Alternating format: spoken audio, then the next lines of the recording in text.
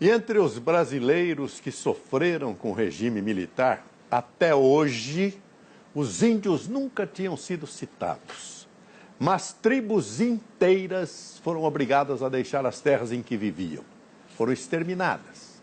Milhares de mortos. Na segunda reportagem da série Silêncios da Ditadura, o repórter Fábio Diamante mostra o que é o Relatório Figueiredo, documento que narra em detalhes as atrocidades cometidas contra indígenas em todo o Brasil.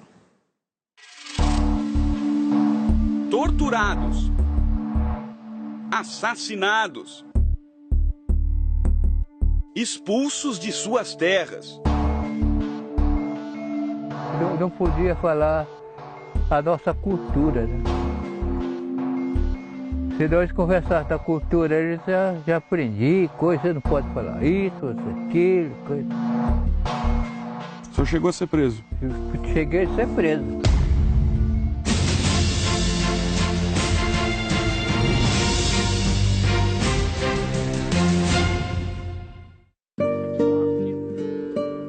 Talvez esse seja o maior silêncio da ditadura no Brasil. 50 anos depois do golpe militar, e os índios ainda não são considerados pelo governo como vítimas dos militares.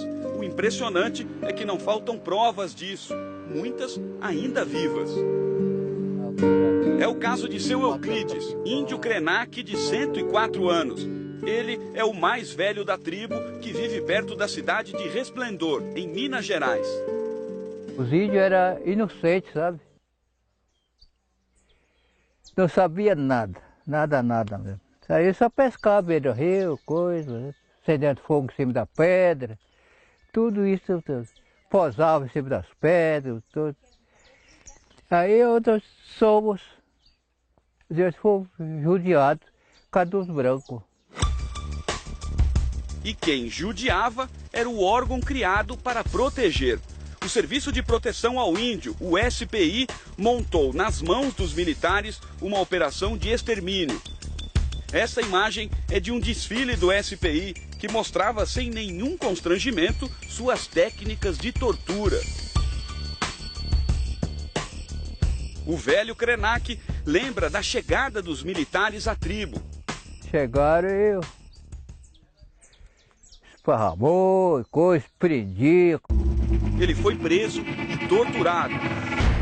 No meio deste matagal estão as ruínas do presídio construído por militares na aldeia dos Krenak. Aqui ficaram presos os índios que se rebelaram de alguma forma contra as regras da ditadura. Os líderes da tribo fazem questão de manter o que sobrou da prisão. É uma forma de garantir que as novas gerações conheçam e acreditem numa história de tanto sofrimento. A caixa d'água do presídio também resistiu ao tempo. Embaixo de uma árvore e tomado por abelhas está o gerador de energia dos militares. Segundo os índios, uma chuva forte derrubou quase tudo. Eles acreditam que a tempestade foi mandada pelos deuses que protegem a tribo. E eu quase morri também de tanta tristeza. E por que eles fazem isso para nós? Por que será? Os mais novos têm marcado na memória o sofrimento dos pais. Oredes, que hoje tem 43 anos, foi expulso da tribo com toda a família quando era um menino. Chegaram e falaram, vocês têm que desocupar a terra, meu pai não queria. Meu pai faleceu lá. Foi levado à força e acabou falecendo lá. Falava todas as noites.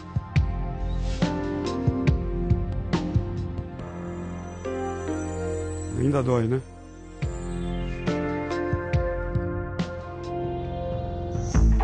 Para os que vivem nos gabinetes e preferem papéis, o encontro do chamado Relatório Figueiredo no ano passado é outra prova indiscutível. Ele foi escrito no fim da década de 60 pelo procurador da República, Jader de Figueiredo Correia.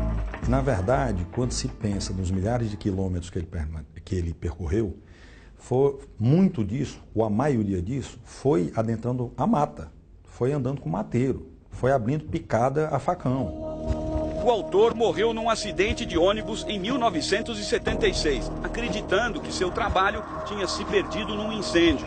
Era mais uma mentira contada pelos homens de farda. 7.000 páginas do documento estavam numa caixa, nos porões do Museu do Índio, no Rio de Janeiro. E quando eles mostraram uma das caixas, dizendo que talvez aquilo poderia servir à pesquisa que a gente tem desenvolvido para subsidiar a Comissão Nacional da Verdade, ali foi então identificado, eu vi a assinatura do Jader de Figueiredo Corrêa. E o relatório é direto. Índios foram crucificados. Eles eram obrigados a castigar os parentes. Filhos tiveram que espancar as próprias mães. Para acabar com tribos inteiras, militares entregaram aos índios roupas e cobertores infectados com o vírus da varíola. Veneno era misturado com açúcar. E até dinamite foi jogada de aviões. O filme de terror mais sanguinário não mostra o que aconteceu com os índios do Brasil. Eu estudei a ditadura, li muita coisa, estudei muita coisa. Quando eu vi o relatório Figueiredo, eu falei, mas eu não sabia nada disso, né? Então essa é uma história que os historiadores não sabem, os jornalistas não sabem. O relatório retrata o extermínio de tribos em 15 estados do país. No Amazonas, os Waimiri-Atroari foram os mais atacados. Segundo o Comitê Estadual da Verdade, mais de 2.000 acabaram mortos em apenas 2 anos durante a ditadura. Só esse povo Waimiri-Atroari triplica, pelo menos, os mortos, né, para a ditadura militar praticamente houve, né? Até hoje, pouco amistosos com o homem branco, os Waimiri-Atroari nunca aceitaram a construção da BR-174, que corta a reserva da tribo. Resultado, a rodovia, única ligação do extremo norte do país, é bloqueada todas as noites. Depois das 6h30 da tarde, ninguém passa. De volta à terra dos Krenak, em Minas Gerais, Douglas, um dos líderes da tribo, nos conta que a Comissão da Verdade do governo federal prometeu conhecer todo esse sofrimento de perto no mês que vem. Os Krenak só recuperaram as terras em 1997, mas já estava tudo destruído. Os pouco mais de 300 índios são obrigados a viver hoje da extração do leite. Douglas tem no colo teses de mestrado e doutorado sobre o sofrimento de seu povo, mas a tribo quer mais do que isso. Se for mais um estudo, a gente agradece, né? Porque conversar é sempre bom, mas eu acho que ficar na mesma coisa, aí eu acho que já é perder tempo. Não foi só a violação dos direitos no sentido disso que nós estamos falando, de tirar terras, de matar e tal, mas também de reduzir o anonimato, de tornar essas pessoas invisíveis, porque nós não sabíamos. Antes de partirmos, um pedido. Os índios querem nos mostrar um pouco da cultura perdida. Com bambus, que eles chamam de cricrós, tocam uma música. Para nós, soou como um triste sopro de quem incrivelmente ainda resiste.